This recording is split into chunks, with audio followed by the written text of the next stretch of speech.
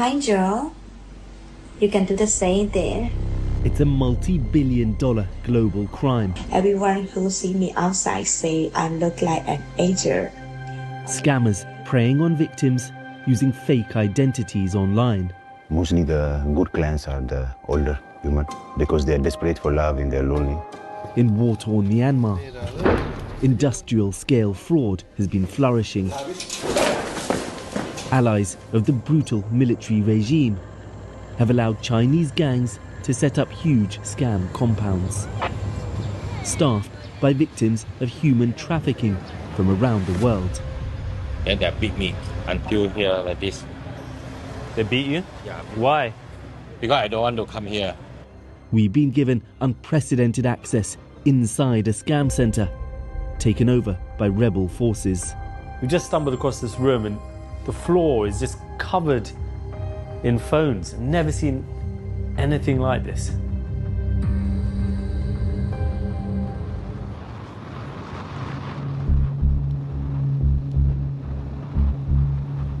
We've just crossed secretly into eastern Myanmar, alongside fighters from the Karen National Union. We're heading for territory they've just captured from a militia allied to the country's ruling junta. They're bringing us to the dark heart of one of the world's most lucrative and ruthless criminal enterprises. Run from compounds like this, wild, lawless enclaves, where gangsters keep tigers as pets. And we're about to meet some of those forced to steal vast sums from victims across the world. Everyone here Chinese? Yes. Everyone's Chinese? Yeah. Yes. Hundreds of workers just released from the scam centre are waiting to cross the border into Thailand. We would like to talk to you about your experiences here and the treatment you faced here.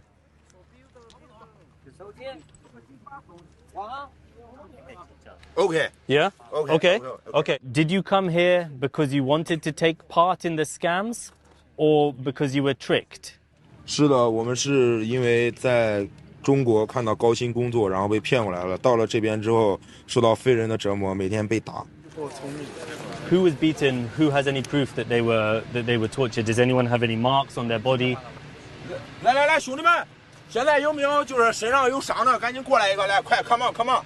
谁身上有伤往后说。 Oh my God. Wow. 来，再来几个。 What happened? Why? 为什么伤的？不愿意做。进来，蹦。 They shot you? Boom. 对，上一次可以回国的时候，然后被园区的人用棍儿打断了脚，不是枪。 The men freed by the rebels are victims of what's been called cyber slavery. Tens of thousands of others remain trapped in Myanmar. The next day, we begin to explore the vast scam compound known as Shunda Park. Many of its 3,000 residents are still here, some willing scammers, many others trafficked. The windows of their dormitories covered by bars. It's a small, multicultural world of its own, with a supermarket and restaurants. A Bentley is parked outside. Now it's been taken over by these pro-democracy rebels. They say they want the world to see what's been happening here. This room was really at the heart of the scam operations here. You can see the huge number of computer monitors on the desks, as well as the hundreds, thousands of mobile phones, all used to commit fraud. They're now being collected by the rebel forces here. Of course, this is all a treasure trove of information for international investigators. Here are notes written by a scammer on how to have a convincing conversation with an American victim, talking about sharing photos of your breakfast, but making sure to remember Starbucks serves a variety of coffees. This was where they created fake identities and pretended to form romantic relationships online, only to con victims into making fake cryptocurrency investments. here is a mock-up of a living room used for video calls with victims, either with models or AI, and everything is fake, even down to the books on the bookshelf. Your word made me smile. Everyone who see me outside say I look like an angel. On the scammers' phones, we find videos and photos sent to victims recorded in these same You rooms. can do the same there. But many of the scammers are victims too. Karen officials have registered workers here from China, India, Kenya, and a dozen other countries. They've moved them into the compound's nightclub, presumably for senior managers, as they wait to be sent back to Thailand. How long have you been here? Only 15 days. 15 days. Yes. Most, like Fatima from India, say they thought they'd be working legitimate jobs elsewhere, only to be forced into Myanmar and trapped. ये काम बिल्कुल अच्छा नहीं लगता हमें करना कि हमें नहीं पता था कि यहाँ पे ये काम है हमें बस ये बोला था तो जब हमने बोला कि हमने वापस जाना है तो इन्होंने बोला कि हमें हमारी जो हम आपको यहाँ तक लेके आए हैं वो खर्चा दो तब उन्होंने बोला था $3,000 जो कि हमारे पास नहीं था. It's like you have to put the details in here. When you add clients, you just... Next door, we find Abraham, a software engineering graduate from Ethiopia. He shows me one of the phones used to scam people. Well, this is just like a conversation happening yesterday. Yeah. So he's asking if I'll ever hear your voice again. Abraham thought he'd secured a sales job in Bangkok, only to be taken to the scam compound. So this was your office here? This was my office, yeah. We visit his old desk, where he tells me he was forced to work 14-hour shifts and ordered to scam a minimum of $20,000 a month. Which countries were you targeting? I was working in Australian market, so we was targeting the Australian women, basically older Australian women, above age of 38 to 45, 50. Mostly the good clients are the older women because they're desperate for love and they're lonely stuff, so you can take advantage on that. And what kind of money did they end up investing and losing? Most of them, they have savings because we target all clients because they have savings. They work for a long time and maybe they have property, inheritance and stuff like that. We've been examining dozens of phones belonging to the scammers to understand their tactics.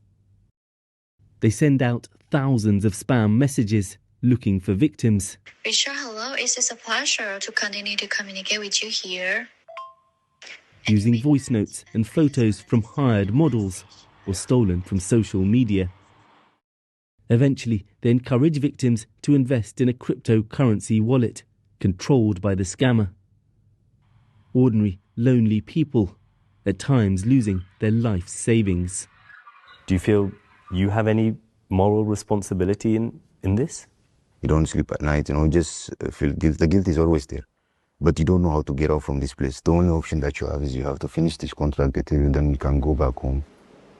Abraham says he was only involved at lower levels, but each room has a large Chinese gong that would be beaten to mark successful large scams. What kind of money would it take for them to celebrate? More than 50,000 USD. You start from 50,000 USD. 50,000? Yeah. And then they would beat this? Yeah. You can beat the drum and chant the slogan. What was the chant? If you make money, I'm rich. You're rich, we're rich. If you don't make money, I die, you die, we all die. Scam compounds have expanded rapidly along Myanmar's remote border with Thailand since an army coup nearly 5 years ago. Shining new developments, many far larger than Shunda Park, in territory controlled by two militias, the Democratic Karen Buddhist Army and the Border Guard Force, both allied to Myanmar's embattled military regime. I guess it's Hong Kong? This looks like it's the person's own personal phone. Jason Tower is a leading expert on the region's scam industry. The short story is that the Myanmar military is behind all of this. I mean, the Myanmar military is the main entity through its border guard force that provides security to scam compounds in the country. And the military needs these border forces because they've already lost control of vast swathes of the country. That's exactly it. And even if the Myanmar military, wanted to go in and do something about the scam centers, the fact of the matter is that these border guard force units stay loyal to the Myanmar military because they have multi-billion-dollar illicit businesses that incentivize them to do that. Back at the Shunda Park compound, Myanmar's military is trying to regain control of the area from the rebels. The army controls less than half the country, but in recent months has been advancing. Ahead of elections, it hopes will grant them some degree of international legitimacy, even though it's clear the vote will neither be free nor fair. As part of its PR campaign, the military has launched its own crackdown on a number of scam centres, blowing up several buildings. But analysts and the rebels say it's just for show.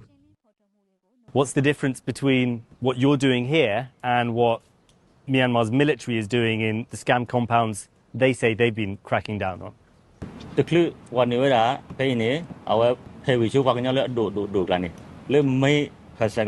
she will share it to Pakutura. We money while it read to one hold. Captain Soko helped lead the assault on the scam compound and says the Chinese gang leaders offered them large bribes to let them go.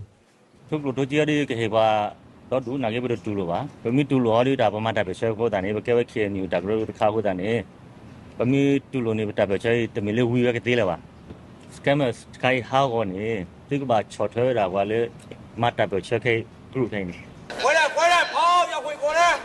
Shunda Park's residents are leaving, heading to Thailand from where they'll be deported. Some don't want to go, hoping to earn more through scamming elsewhere in Myanmar. So many others came from across the global south, looking to provide for families back home, only to find themselves trapped in a nightmare in which they prey upon others. And since our filming, the ordeal is still not over for all of those working in the scam compound. We've been told that there are over 100 people waiting on the riverbank for permission from Thai authorities to cross over. They've been there for 5 days now, with fighting between the military and rebels.